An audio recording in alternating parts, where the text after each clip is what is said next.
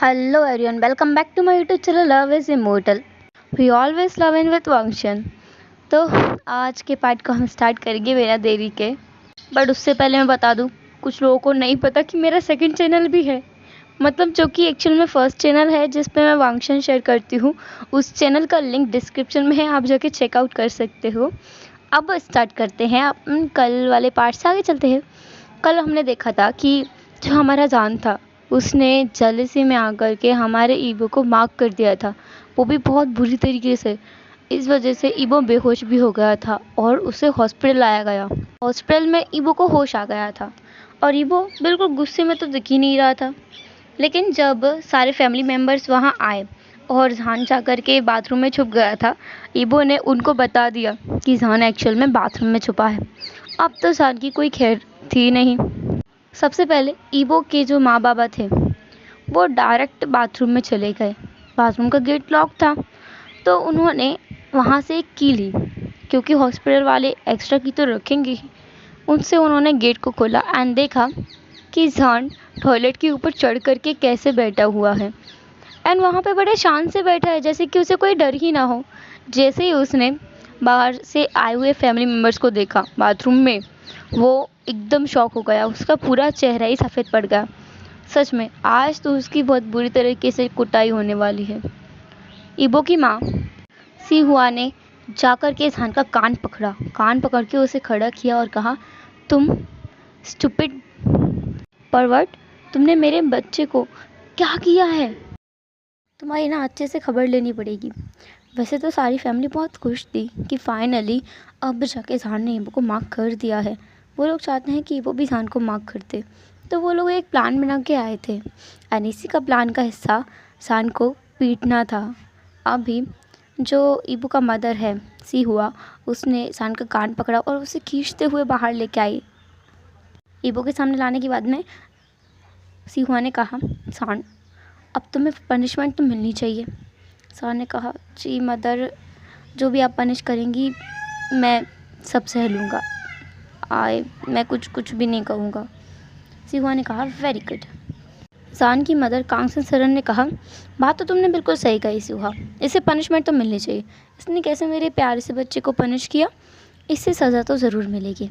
जहान ने अपनी माँ की तरफ देखा और कहा, माँ आपको पता नहीं है वो क्या कर रहा था, आप देखते ना। तो माँ ने कहा, अच्छा मैं देखती तो क्या मैं भी उसे? जहान ने कहा, नहीं नहीं, आप क्यों करोगे, वो तो मेरा काम है। लान कुरैन एंड बाकी सब सारे अल्फ़ा ईबो से बात कर रहे थे कि क्या अभी वो ठीक है। जब ईबो ने कहा कि वो ठीक है तो वो सब तो बाहर निकल गए। रूम में अब जहान, ईबो एंड उन दोनों की मदर के अलावा कोई भी नहीं था। जहान की मदर ने कहा, तो ठीक है, तुम्हारी पनिशमेंट ये है, जैसे तुमने अचानक से ईबो को मार्क किया था वैसे ही ईबो भी तुम्हें मार्क करेगा। शान तो यही चाहता है कि ईबो उसे मार्क करे, वो इसी के पीछे तो कब से पड़ा हुआ है। बट ये तो ईबो था जो कभी उसे मार्क कर ही नहीं रहा था। आज तो लगता है ईबो की भी एक भी नहीं चलेगी। ईबो ने कहा, पर मैं क्यों, इसमें मैं क्यों करूं? तो शान की माँ ने कहा, ईबो बेबी सुनो, अगर तुम इसे मार्क करते हो ना तो इसे बहुत दर्द होगा। जैसे तुम बेहोश हो गए थे ना, हो सकता है ये भी बेहोश हो जाए। ये सही पनिशमेंट है इसके लिए। होता है ना टिट फॉर टैट, जैसे को तैसा, वैसी वाली पनिशमेंट। अभी वो अपनी माँ पे तो शक नहीं करेगा कि माँ एक प्लान बना के आई हैं एंड उसी प्लान का हिस्सा ये है कि ईबो शान को मार्क करे। कांगन सरन ने और सी हुआ ने शान को धक्का दिया और शान सीधे जा कर के ईबो के बेड पर लीन हो गया।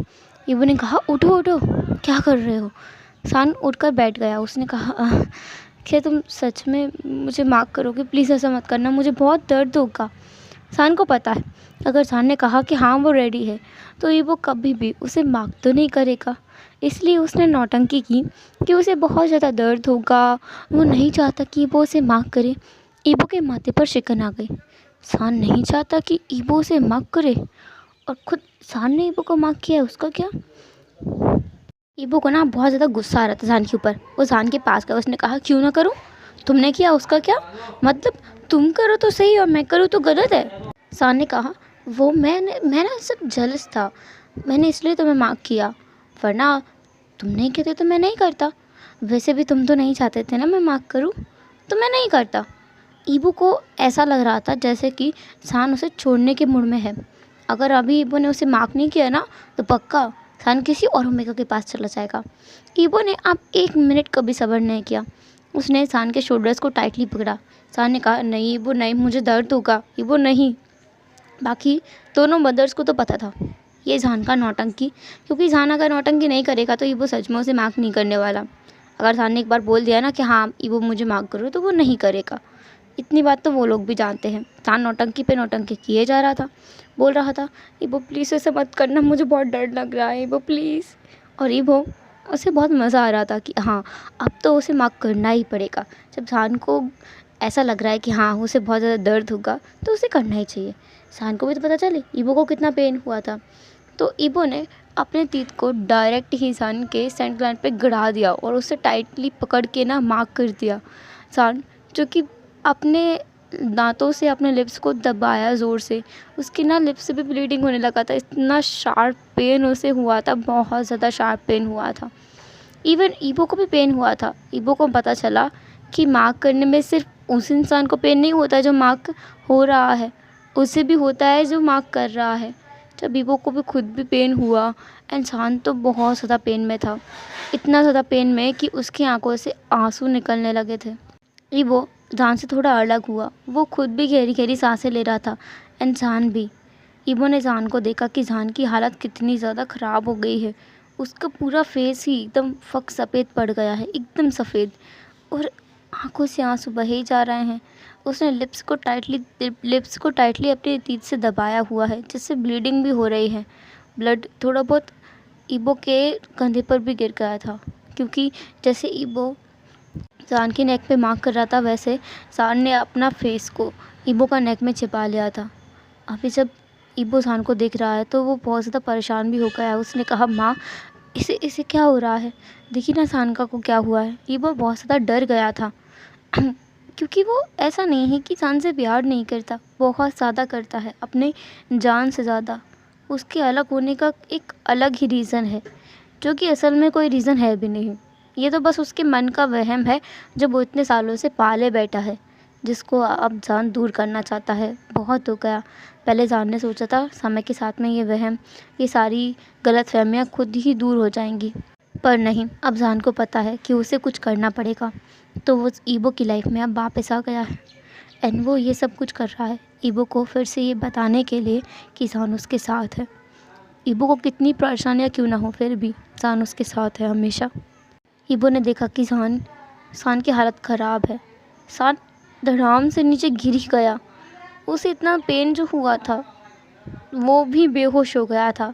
चाहे अल्फ़ा हो या ओमेगा, दर्द तो एक जैसा होता है। हालांकि अल्फ़ा में सहन करने की क्षमता ज़्यादा होती है, तभी तो सान इतनी देर तक खड़ा भी रह पाया। ईबो तो जैसे ही मार्क हुआ वैसे ही बेहोश हो गया था। सान तो थोड़ा टाइम बाद बेहोश हुआ है। सान को बेहोश देख करके ईबो पैनिक कर उठा। वो बेड से खड़ा हुआ और चिल्लाने लगा, डॉक्टर डॉक्टर डॉक्टर। ईबो की आंखों में भी आंसू थे। क्या सान को कुछ हो जाएगा? सान उससे मना कर रहा था, माँ ना करे, फिर क्यों ईबो ने किया? ईबो ईबो क्यों कर रहा था ऐसा? ईबो को खुद ही समझ नहीं आ रहा था। लेकिन इसमें कुछ गलत नहीं था, बस ये ईबो की गलतफहमियाँ ही हैं जो उसे खाई जा रही हैं। अभी भी उसे गलतफहमी हो गई थी कि उसने जान को मार किया, इसलिए जान की हालत ख़राब हो गई है और अब जान को कुछ हो जाएगा। जान को जल्दी से डॉक्टरों ने चेक किया। डॉक्टर्स ने चेक किया और कहा कुछ नहीं है, ये बस मार्क होने की वजह से नॉर्मल ही थोड़ी देर के लिए बेहोश हो गए हैं, जल्दी होश में आएंगे। डॉक्टर ने जान को ईबो के पास वाले बेड पर लेटा दिया और वो लोग वहाँ से चले गए। जो दोनों मॉम थी वो दोनों वहीं बैठ गई थी। क्या पता ईबो को किस चीज़ की ज़रूरत हो। ईबो को थोड़े रेस्ट की ज़रूरत है, पर ईबो अभी भी जान को देख रहा था। ईबो ने कहा, मॉम मैंने गलत किया ना, मुझे ऐसा नहीं करना चाहिए था। अगर मैं ऐसा नहीं करता तो उसे कुछ नहीं होता। वो मुझसे मना कर रहे थे, फिर भी मैंने उन्हें माफ़ किया। मैं सच में एक बैड लक हूँ। मैं सच में मेंटली इल हूँ, मेंटली सिक हूँ, मैं बीमार हूँ, मुझे इलाज की ज़रूरत है। मैं जा रहा हूँ, मैं यहाँ नहीं रुकूँगा। ईबो अपने बेड से उठने लगा। सिंहुआ ने और कांगसर ने उसे पकड़ा और कहा कि तुम ऐसे नहीं जा सकते, सान को होश में तो आने दो। पर ईबो उनकी एक भी नहीं माना, वो वहाँ से चला गया। सी हुआ ने काउंसलर ने अपने अपने हस्बैंड को कॉल किया एंड बताया कि ईबो हॉस्पिटल से भाग गया है ज़बरदस्ती। उन लोगों ने बहुत कोशिश की उसे रोकने की, पर वो नहीं रुका, वो चला गया है। कहाँ गया है ये भी पता नहीं है। जहान बेहोश है। उन लोगों को भी बता दिया उन दोनों ने कि शान को ईबो ने मार कर दिया है, उन दोनों के कहने पर। अब बाकी सारे फैमिली मेम्बर्स ईबो को ढूंढ रहे थे कि आखिर ईबो गया कहाँ। थोड़ी देर पहले ही हॉस्पिटल से निकल कर गया है, ज़्यादा दूरी पर तो नहीं गया होगा। सब लोग देख रहे थे। ईबो के फादर वी चांग से उसे ढूंढने के लिए जगह जगह पर जा रहे थे। जस्ट 15 मिनट हुए हैं ईबो को निकले हुए, और 15 मिनट में ही पता नहीं ईबो कहाँ गायब हो गया। ईबो ऐसे गायब हो गया है जैसे मिस्टर इंडिया गायब होते हैं, कहीं दिख ही नहीं रहा है। उसे हर कोई ढूंढ रहा था।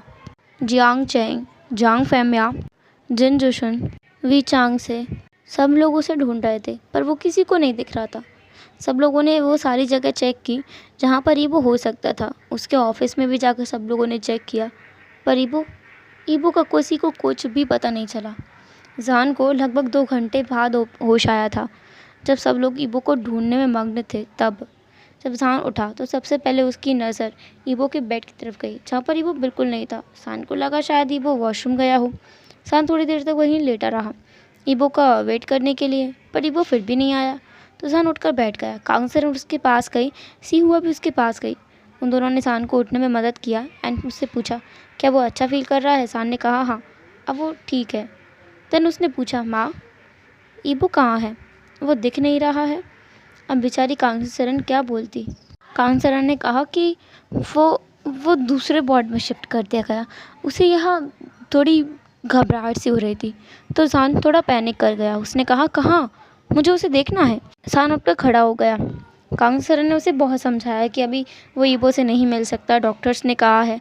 तो सान गया डॉक्टर के पास। उसने पूछा, डॉक्टर ने बता दिया कि ईबो यहाँ से 2 घंटे पहले ही कहीं चला गया है, सब लोग उसे ढूंढ रहे हैं। सान ने अपनी माँ पे गुस्सा कर रहा था, उनसे बोल रहा था माँ आपको झूठ तो नहीं बोलना चाहिए, मैं जानता हूँ वो कहाँ हो सकता है। काउंसलर थोड़ा हैरान हो गए। उन्होंने बोला तुम्हें कैसे पता? तो सान ने कहा क्योंकि मैं मानता हूँ कि मैं 4 साल से उसके साथ नहीं रह रहा, लेकिन मैं उसे बहुत अच्छे से जानता हूँ।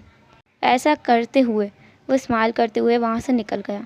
उसने अपनी कार उठाई एंड ड्राइवर को अपने साथ आने को कहा, क्योंकि वो कार को ड्राइव करने की हालत में बिल्कुल भी नहीं है। और उसे पता है ईबो भी खुद से ड्राइव करके नहीं गया होगा, वो भी अपने जो है ड्राइवर को लेके गया होगा। वो ड्राइवर जो सबसे सीक्रेट है, मतलब नी हुसैन, उसे लेकर गया होगा। तो सान ने बिना वक्त गवाए डायरेक्ट नी हुसैन को कॉल कर दिया।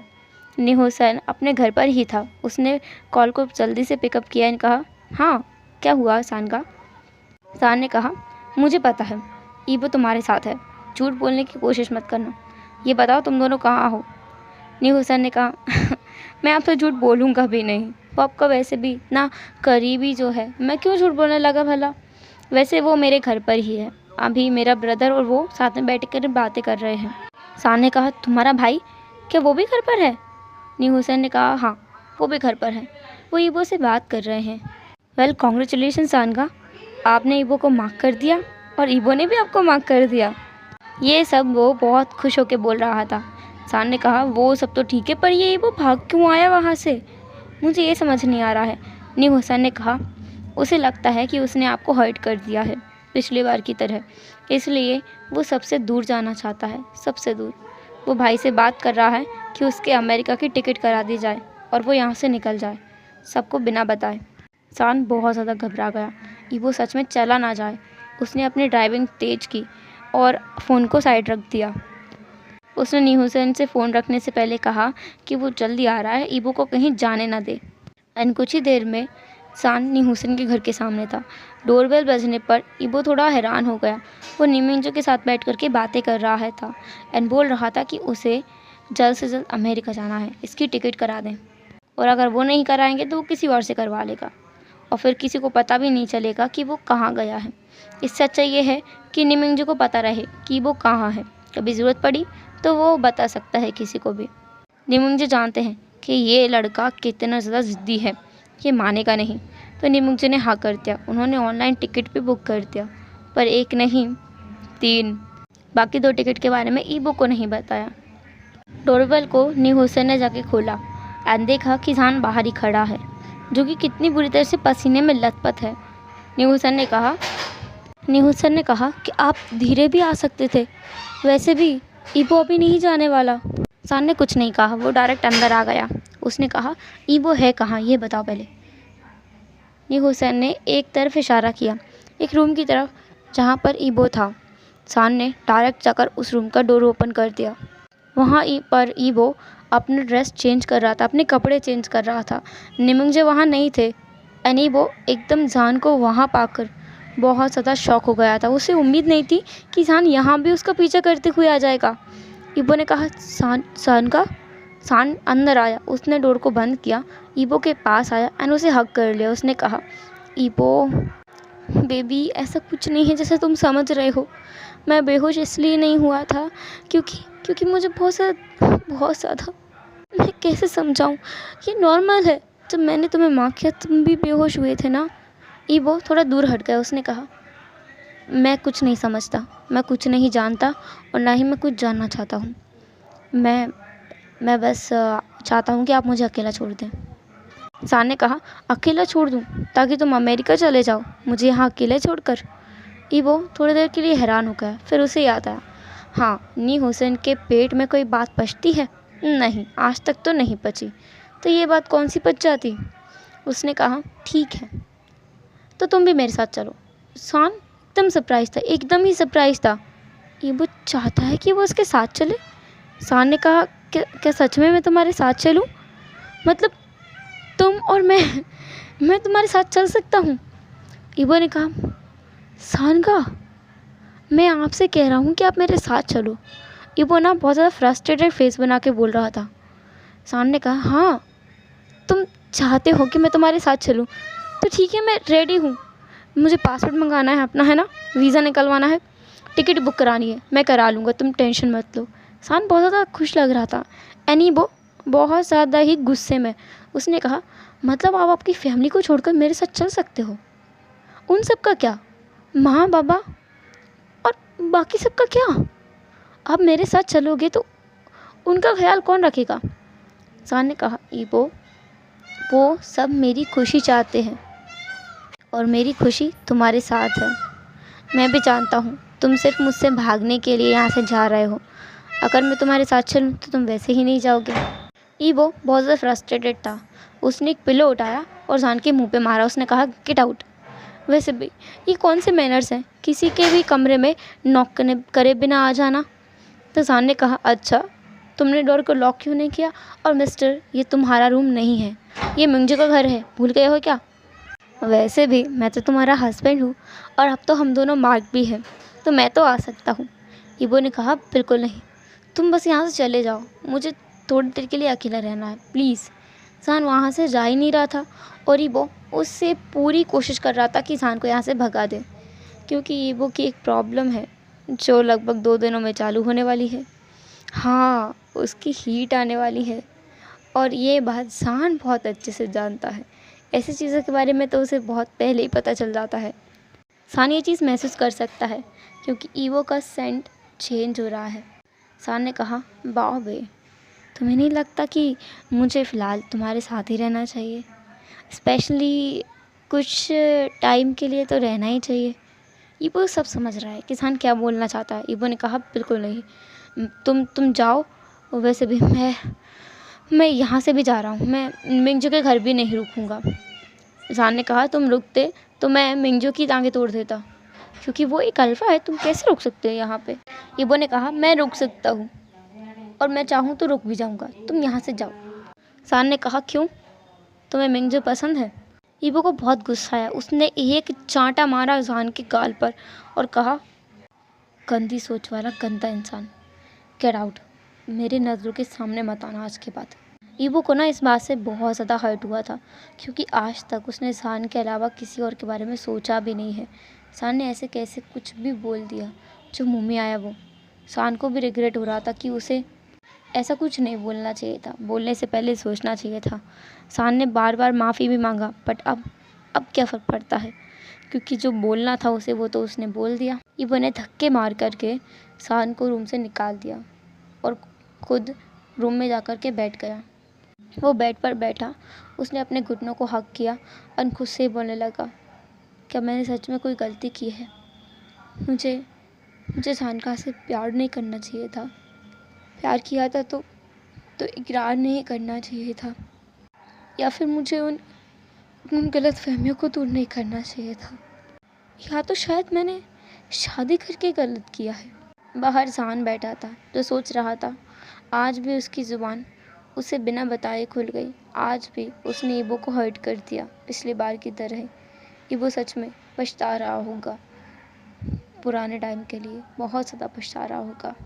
न्यू हुसन वहीं खड़ा हुआ सब कुछ देख रहा था। पहले वो डोर के पास था। वो प्लेट में थोड़ी बिस्किट और चाय लेके आया था ट्रे के में, लेकिन वो बाहर ही रुक गया था जब उसने शान की और ईबो की झगड़े की आवाज़ सुनी थी। उसने ये सब कुछ सुना कि जो शान ने ईबो से कहा, उसे भी वो बात बिल्कुल अच्छी नहीं लगी। ये बात तो सच है कि मुझे एक टाइम पर ईबो को पसंद भी करता था, पर अब ऐसा नहीं है। निमिंगचे ऑलरेडी एंगेज्ड है। वो ऐसा कुछ सोच भी नहीं सकता। शान को ऐसा नहीं बोलना चाहिए था। वो तो ऊपर से ईबो से मार्क्ड है। उस रात ईबो वहीं था, वहीं डोर के बाहर ही बैठा रहा पूरी रात। ईबो उसके पास नहीं आया, उसने डोर भी नहीं खोला। ईबो ने रात का डिनर स्किप किया। शान ने भी कुछ नहीं खाया। इन दोनों की इस हालत को देखते हुए मिंगजू ने भी कुछ भी नहीं खाया था रात में। ना ही दोनों भाई सो पाए थे। न्यू हुसैन भी पूरी रात वहीं बैठा रहा अपने रूम के बाहर। वहीं से चुपके से शान को देख रहा था कि शान कितना हर्ट फील कर रहा है।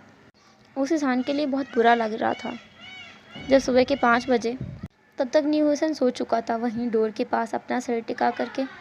मिंगजे न्यू हुसैन के रूम में उसे देखने आए थे। उन्हें भी पता था न्यू हुसैन सोया नहीं होगा। उन्होंने देखा कि डोर के पास में ही न्यू हुसैन सो गया है। उन्हें एक पेनिंग स्माइल किया एंड खुद से ही कहा कि उन दोनों भाइयों के साथ ही ऐसा होता है। निमिंगजे ने हल्के से न्यू हुसैन को उठाया और उसे बेड पर सुला दिया। एंड देन वो बाहर आया। उसने देखा शान भी वहीं बैठे बैठे ईबो के गेट के पास में सो गया है। निमिंगजे ने देखा कि ईबो का गेट शायद खुला हुआ है। निमिंगजे जब अंदर गया तो उसने देखा ईबो भी वहीं डोर के पास बैठे बैठे ही सो गया है। एंड ईबो के पूरे फेस पर आंसू ही आंसू दिखाई दे रहे हैं, आंसू के निशान हैं। पता नहीं ये गलतफहमी कब तक दूर होगी, कब ईबो खुद को एक और मौका देगा, पता नहीं। निमिंगजू ने ईबो को उठाया अपना गोद में। ईबो का बहुत गहरी नींद में था। निमिंगजू ने उसे बेड पर सुला दिया।